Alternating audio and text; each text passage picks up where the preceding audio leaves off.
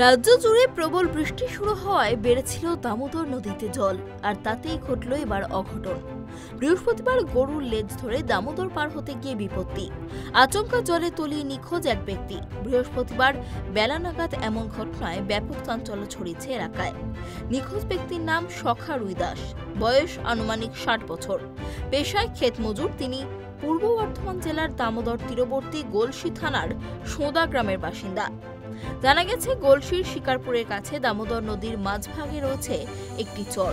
বহুদিন ধরে সেখানে মাঝের মানা নামে একটি গ্রাম গড়ে উঠেছে। ফলে এখানে নদীর জল গ্রামের উত্তর ও দক্ষিণ দিকে প্রবাহিত হয়। গ্রামের সকল মানুষ বাজারহাট করতে উত্তর দিকে নদী পেরিয়ে শিকারপুর যাতায়াত করেন।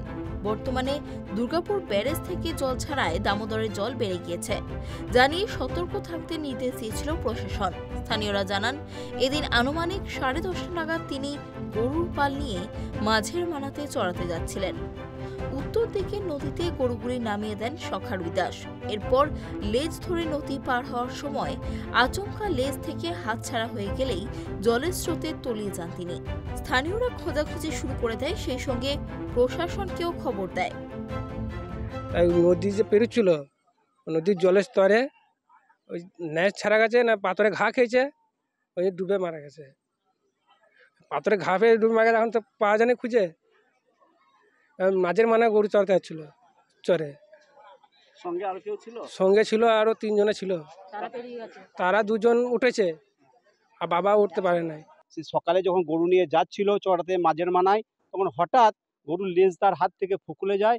ফুকুলে যাওয়ার ফল সে আর মানে গরুর লেজ ধরতে পারে না। নদীর জলে হাবুডুবু খেতে খেতে জলে সে ডুবে যায়। ডুবে যাওয়ার পর তাকে খোঁজার জন্য প্রশাসন খবর দেওয়া হয়। প্রশাসন এসছে, এখানে ডুবুরি আনা হয়েছে।